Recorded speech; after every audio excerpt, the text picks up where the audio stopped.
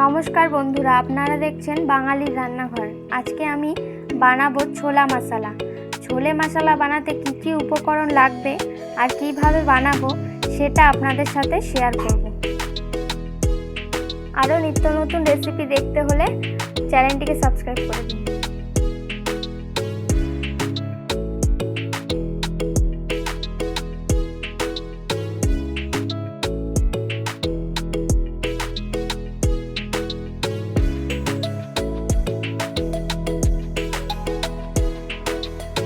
প্রথমে ছোলাটাকে 6 ঘন্টার মতো ভিজিয়ে রেখেছিলাম। তারপর ওই ছোলাটাকে প্রেসার কুকারে দিয়ে তার মধ্যে পরিমাণ মতন জল দেব, আর 2টো লবঙ্গ আর 2টো এলাচ দেব, আর দেব পরিমাণ মতো নুন দিয়ে 3 থেকে 4টে সিটি মেরে নেব, তাহলে ছোলাটা সেদ্ধ হয়ে যাবে।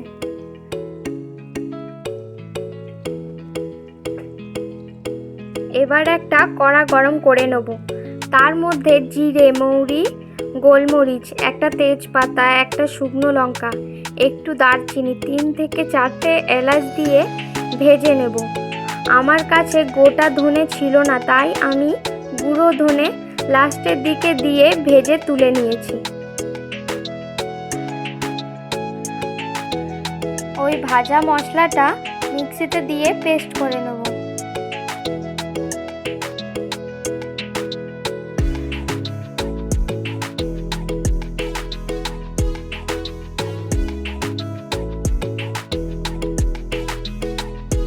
ছোলে মশলার জন্য নিয়েছি বানিয়ে রাখা গুঁড়ো মশলা, আর টমেটো কুচি, পেঁয়াজ কুচি, আর আদা রসুন বাটা।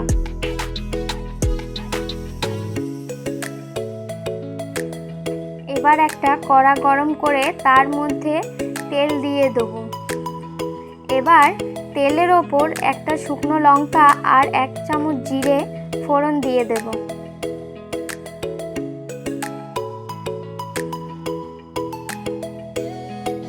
এবার দিয়ে দেব পেঁয়াজ কুচি।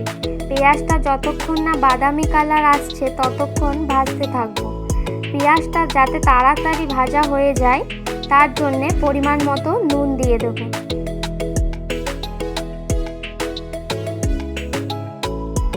দেখুন পেঁয়াজ থেকে বাদামি কালার চলে এসেছে। এবার দিয়ে দেবো টমেটো কুচি। এবার একটু নেড়ে চেড়ে ভালো করে ভেজে নেব। দেখুন টমেটো আর পেঁয়াজটা ভাজা হয়ে গেছে। এবার দিয়ে দেব আদা রসুন বাটা। যতক্ষণ না মশলাটা থেকে তেল ছাড়ছে ততক্ষণ কষতে থাকবো।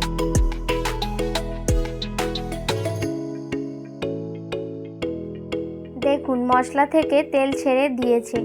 এবার দিয়ে দেবো 1 চামচ হলুদ গুঁড়ো, 1/2 চামচ ঝাল লঙ্কার গুঁড়ো, 1/2 চামচ কাশ্মীরি লঙ্কার গুঁড়ো, আর দেব ভেজে গুঁড়ো করে রাখা মশলার 4 ভাগের 3 ভাগ মশলা দিয়ে দেব।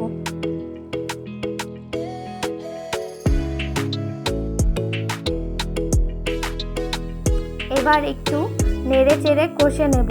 কষতে কষতে 1 চামচ চিনি দিয়ে দেব। এতে তরকারির কালার এবং টেস্ট দুটোই ভালো হবে।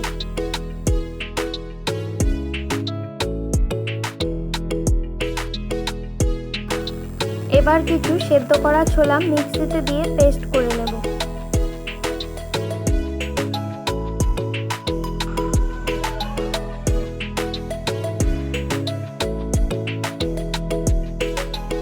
দেখুন মশলাটা কষা হয়ে গিয়েছে। এবার ওই পেস্ট করে রাখা ছোলাটা মশলার মধ্যে দিয়ে দেব। এবার নেড়ে চেড়ে ভালো করে মিশিয়ে নেব। মশলা শুকনো হয়ে গেলে মিক্সি ধোয়া জলটা দিয়ে নেব।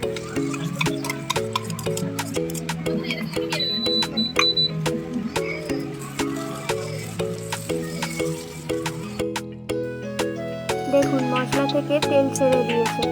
মশলা আর পেস্ট ছোলাটা কষা হয়ে গিয়েছে। এবার দিয়ে দেব সেদ্ধ করে রাখা বাকি ছোলাগুলো। একটু নেড়ে চেড়ে ছোলা আর মশলাটা মিশিয়ে নেব। ভালো করে মিশে গেলে পরিমাণ মতন জল দিয়ে দেবো।